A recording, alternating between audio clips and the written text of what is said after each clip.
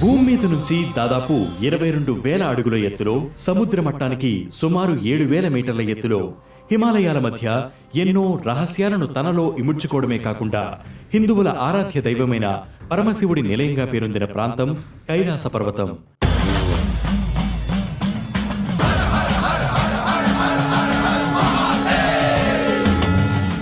ఇది అత్యంత క్లిష్టమైన పర్వత శ్రేణి. ఈ పర్వతం టిబెట్లోని మానస సరోవరానికి రాక్షస తాల్ సరస్సుకు సమీపంలో ఉంది. ఆసియాలోని అతిపెద్ద నదుల్లో కొన్నైన సింధు, సట్లెజ్, బ్రహ్మపుత్ర, కర్నాలి నదులు ఈ పర్వతం సమీపంలోనే ఉద్భవించాయట. హిందువులతో పాటు బౌద్ధ, జైన మతాలు కూడా కైలాస పర్వతాన్ని పవిత్ర స్థలంగా భావిస్తారు. అయితే అనేక మంది పర్వతారోహకులు కైలాసగిరి అధిరోహించడానికి ప్రయత్నాలు చేసి విఫలమయ్యారు. పరిమాణంలో ఎవరెస్ట్ శిఖరం కన్నా చిన్నదైనప్పటికీ కైలాస పర్వతాన్ని అధిరోహించడం చాలా కష్టంతో కూడుకున్న పని. కానీ 1000 ఏళ్ల క్రితమే ఓ సాధువు ఎంతో సునాయాసంగా కైలాసగిరిని అధిరోహించి అక్కడున్న శక్తిని వశపరుచుకుని ధ్యానం చేశాడట. పూర్వం టిబెట్ ప్రాంతంలో ఓ సాధువు ఉండేవాడు. అతని పేరు జడ్సన్ మెలరెపా. ఈయన 1052 సంవత్సరంలో జన్మించాడట.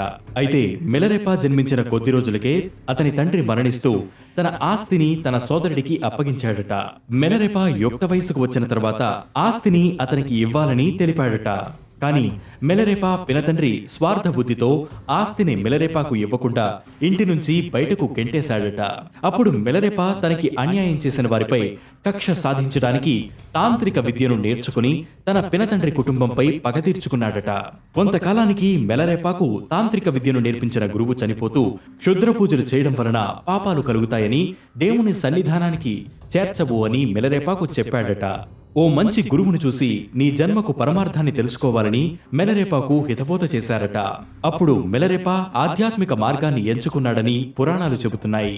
తాను మంచి మార్గంలో నడిచేందుకు భారతదేశంలో యోగా విద్యను నేర్చుకుని వచ్చిన మార్పా అనే గురువు వద్దకు వెళ్లి, నేను మీ దగ్గర శిష్యరికం చేయాలనుకుంటున్నాను, నన్ను మీ శిష్యుడిగా స్వీకరించండి అంటూ ప్రాధేయపడ్డాడు.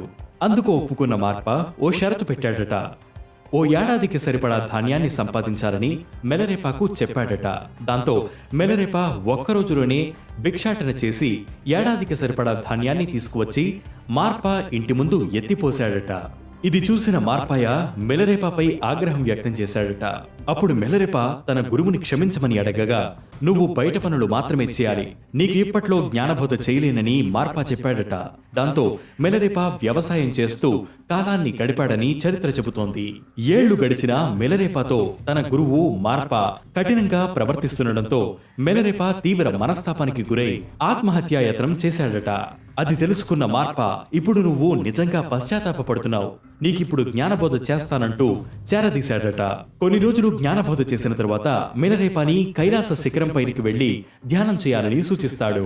తన గురువు మాటను గౌరవించిన మెలరెపా 1093వ సంవత్సరంలో కొంతమంది అనుచరులతో కలిసి పశ్చిమ దిశగా కైలాస యాత్రను ప్రారంభించాడట. కైలాస పర్వతాన్ని అధిరోహించే మార్గంలో మానస సరోవరం ప్రాంతానికి చేరి అక్కడ బస చేశారట.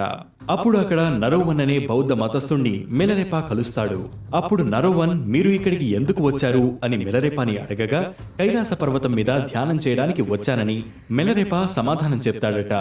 అప్పుడు నరోవన్, బౌద్ధ మతాన్ని స్వీకరించిన వారు మాత్రమే కైలాస పర్వతాన్ని అధిరోహిస్తారు, మీకు కైలాస పర్వతం అధిరోహించడం సాధ్యం కాదు, తిరిగి వెళ్లిపోండి అని చెప్పాడని చరిత్ర చెబుతోంది. సాధన చేసే సాధకులెవరైనా పర్వతాన్ని అధిరోహించి ధ్యానం చేయగలరని మా గురువు మార్పా చెప్పారని మెలరెపా సమాధానం చెప్పాడట. దాంతో నరోవన్, మెలరెపా మధ్య ఓ చిన్న వాగ్వాదం జరిగింది. తర్వాత నరోవన్ మెలరెపాతో ఓ ఒప్పందం చేసుకున్నాడట. ఎవరైతే ముందుగా కైలాస పర్వతాన్ని అధిరోహిస్తారో వారే ఆధిపత్యం చేయగలరని చెబుతాడు. ఆ తర్వాత మెలరెపా నిద్రిస్తున్న సమయంలో నరోవన్ శిఖరాన్ని అధిరోహించడం ప్రారంభించాడట. నరోవన్ పర్వతం అంచుకు చేరుకునే సమయంలో గాఢ నిద్రలో ఉన్న మెలరెపా లేచి వేగంగా బయలుదేరాడు. నరోవన్ శిఖరపు అంచుకు చేరుకోగానే అక్కడ ప్రకాశిస్తున్న కాంతిని తట్టుకోలేక తన ప్రయత్నాన్ని మానుకున్నాడట. తర్వాత మెలరెపా పర్వతం అంచుకు చేరుకుని అక్కడున్న కాంతిని చూసి 2 చేతులతో మొక్కి కాంతిని తన వశం చేసుకుని ధ్యానం చేయడం ప్రారంభిస్తాడు. చాలా కాలం పాటు కైలాసగిరిపై ధ్యానం చేసి కిందకు వచ్చిన మిలరెప కైలాస పర్వతం మీదకు ఎవరూ వెళ్లకూడదని, అక్కడ ఉన్న శక్తిని ఎవరూ కూడా ఇబ్బంది పెట్టవద్దని చెప్పాడట. ఎవరిని తన దగ్గరకు రప్పించుకోవాలో ఈ శక్తే వారిని కైలాస పర్వతం మీదకు రప్పించుకుంటుందని చెబుతాడు. ఎవరు పడితే వారు కైలాస పర్వతం అధిరోహించలేరని, అలా చేస్తే అది వారికే ప్రమాదమని చెప్పాడట. కానీ పర్వతం మీద ఉన్న శక్తి ఏంటి, అక్కడ ఏ శక్తి మిలరెపాకు దర్శనమిచ్చింది అనే విషయాన్ని మాత్రం గోప్యంగా ఉంచాడట. అందుకే ఈ పర్వతాన్ని రహస్య పర్వతమని కూడా పిలుస్తుంటారు. చరిత్రలో చిరకాలం మిగిలిపోయే ఇలాంటి అనేక కథల కోసం ప్రతిరోజు రాత్రి 9 గంటలకు వేటి న్యూస్ లో వచ్చే అనగనగాను